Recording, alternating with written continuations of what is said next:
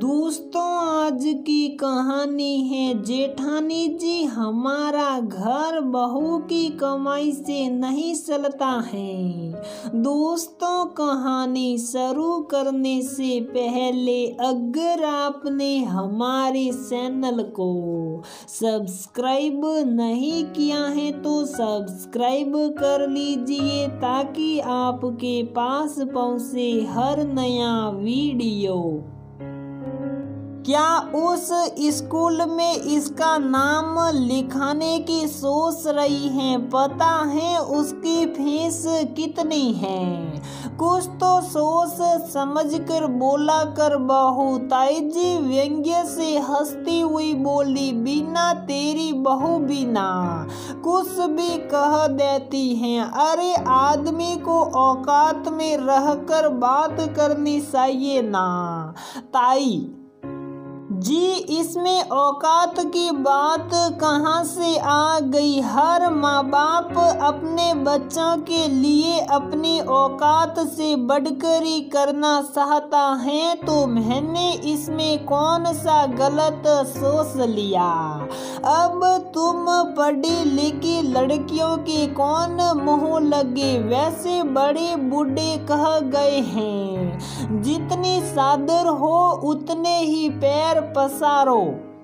माना तुम दोनों कमाते हो, लेकिन एक बात बता दूं, बड़े स्कूलों में फीस के अलावा 100 खर्चे होते हैं। अब मेरा पोता पढ़ रहा है, इसलिए बता रही हूँ, सोच समझकर आगे बढ़ना। कभी ऐसा ना हो बीच में ही बच्चे का नाम काटना पड़े, तब बड़ी जग हंसाई होगी। अपना समझ कर सलाह दे रही हूँ और आगे तेरी मर्जी। अच्छा, अब मैं चलूं? ताई जी बातों के तीर सुबह चलती बनी। बहू कितनी बार कहा है, चुप रहकर उसके सामने क्यों मुँह लगती हैं? उसके सब कुछ तो तुझे पता है, उसके बाद भी अब क्या करूं सासू माँ? आप जितनी महान व सहन चील नहीं हूँ ना मैं। सीमा हंसते हुए बोली, अच्छा दादी अम्मा अब खाना भी बनाएगी या मेरी जेठानी की तरह बातों से ही पेट भर देगी? ना सासू माँ, ये कला मुझ में नहीं, मैं तो आपको खाना ही खिलाऊंगी। कहते हुए सीमा रसोई की ओर चल दी। खाना बनाते हुए सीमा के दिमाग में आज भी है 4 साल पहले की बात घूम रही थी, जब उसने शादी कर ससुराल में पहला कदम रखा था। बहू के आने के बाद की नेग की रस्में चल रही थी कि तभी औरतों के बीच में होने वाली बातें उसके कान में पड़ी। अरे ताई, बहू ने तो बिल्कुल तुम्हारी बहू के जैसा लहंगा पहना हुआ है। मेरी बहू के जैसा लहंगा औकात है इनकी।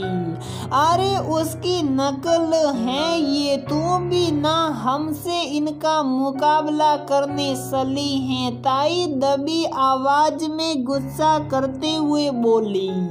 ताई की आवाज जरूर धीमी थी, लेकिन इतनी भी नहीं कि सुनी ना जा सके। सबके साथ सीमा के कानों में भी उनकी आवाज पड़ी। उसने मुंह उठाकर देखा तो पहचान गई, क्योंकि रिश्ते के समय उसकी सास के साथ ताई सास भी आई थी। सीमा के साथ साथ उसकी ननद व सास का मुंह भी ताई जी की बात सुनकर उतर गया, लेकिन वह खुशी के माहौल को ऐसी छोटी बातों से खराब नहीं करना चाहती थी, इसलिए उन दोनों ने सुनकर भी उसे अनसुना कर दिया। अगले दिन शादी के कपड़े व सामान देख कर ताई सास फिर बोली, अरे बीना, तेरी बहू का मायका देख कर लगता तो नहीं था कि इनकी औकात ये सब भी देने की है। लगता है इस के बाप ने ज्यादा ही कर्जा ले लिया। सरकारी नौकरी वाला दामाद देख कर कैसी बात कर रही हो जीजी। हर बाप अपनी बेटी को हमेशा अपनी हैसियत से बढ़कर देता है। हमने तो समधी जी को कितना मना किया था, लेकिन उन्होंने हाथ जोड़कर कहा, एक ही बेटी है मेरी, उसे ऐसे ही तो विदा नहीं कर सकता ना। ये दहेज नहीं, इस सब में लिपटा प्रेम है माँ बाप का अपनी बेटी के लिए। उसके बाद भी ताई जब तब आती और बातों ही बातों में कुछ न कुछ सुनाकर चली जाती।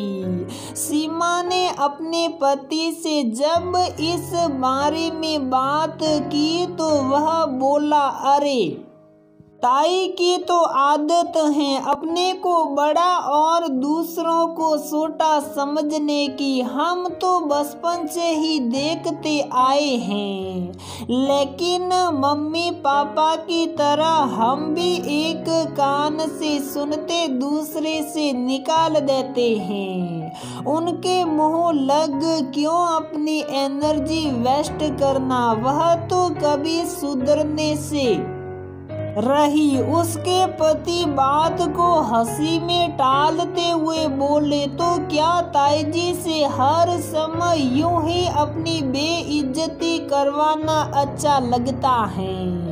एक बार अच्छा सा जवाब दे दो, अपने आप ही चुप हो जाएगी। एक दिन ये बात सीमा ने अपनी सास से कही, बहू ऐसे लोगों के मुंह क्या लगना, इतने सालों से उनकी आदत नहीं सुधरी तो अब क्या सुधरेगी। अगर दूसरों को अपने से कमतर आंक कर ही उनको संतुष्टि मिलती है तो उनको इसी गलत फहमी में रहने दो। मम्मी, इसमें मुंह लगने वाली क्या बात है, मुझे तो समझ नहीं आता।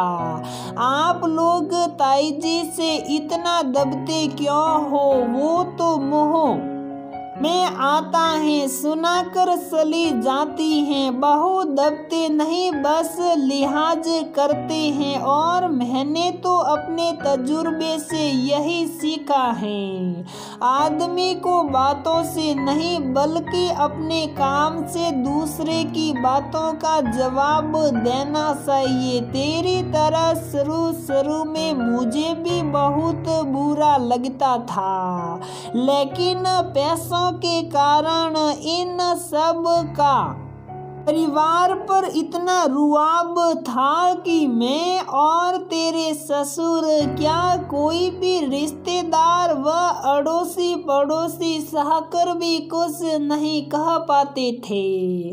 तब हम दोनों ने फैसला किया कि इन बातों में पड़ने की बजाय अपने बच्चों की परवरिश और उनके भविष्य पर ध्यान देंगे। बच्चों को भी इन बातों से दूर रह अपनी पढ़ाई लिखाई पर ध्यान देने के लिए कहा और सब कुछ समय पर छोड़ दिया। उसी का नतीजा है कि दोनों ही बच्चे अपने अपने पैरों पर खड़े हैं।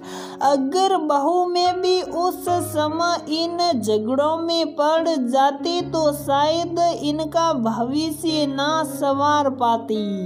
कुछ लोगों की आदत होती है वह कभी भी दूसरों को अपनी से आगे बढ़ता नहीं देखना चाहते। समय ही ऐसे लोगों के मुंह पर करारा तमाशा मारता है। सीमा को भी तब अपनी बात, सास की बात सही लगी। सीमा ने बीएड की हुई थी और शादी के कुछ ही दिनों बाद उसकी नौकरी लग गई।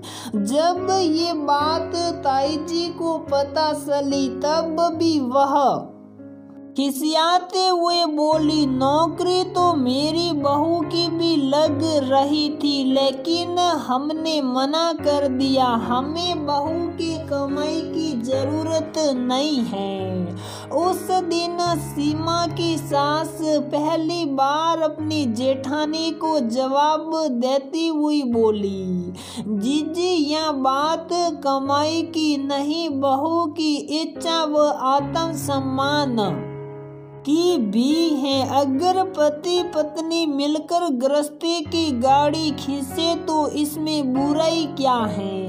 ताई कुछ ना बोली, बस मुंह बनाकर चली गई। सीमा की नौकरी लगने के बाद घर की आर्थिक स्थिति पहले से बहुत ही बेहतर हो गई। सीमा का बेटा 3 साल का हो चुका था और उसी के एडमिशन के बारे में आज सीमा अपनी ताई सास से उनके पोते के स्कूल के बारे में पूछ रही थी। तभी का ये किस्सा है।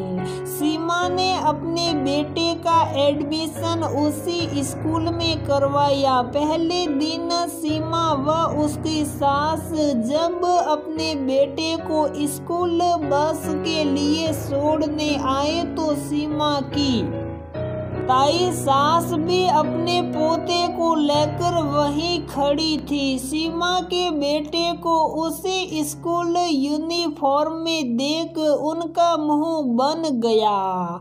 सीमा उन्हें नमस्ते करते हुए बोली, ताई जी आपके आशीर्वाद से आपके इस पोते का भी उसी स्कूल में एडमिशन करा दिया है। वह कुछ न बोली, बस खिसियानी सी हंसी हंस दी। आज उसी स्कूल में पढ़ते हुए 10 साल हो गए हैं। पढ़ाई के साथ साथ वह स्कूल की हर गतिविधि में बढ़ चढ़ कर हिस्सा लेता है।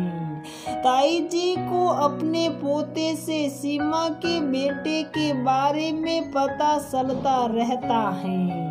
अब तो ना चाहते हुए भी कई बार उनके मुंह से निकल जाता है, अरे बिना तेरा पोता तो अपने बाप जितना ही होशियार निकला। उनकी बात सुनकर सीमा की सास हंसते हुए कहती, बाप ही क्यों, इसकी माँ भी कम होशियार व समझदार है ना।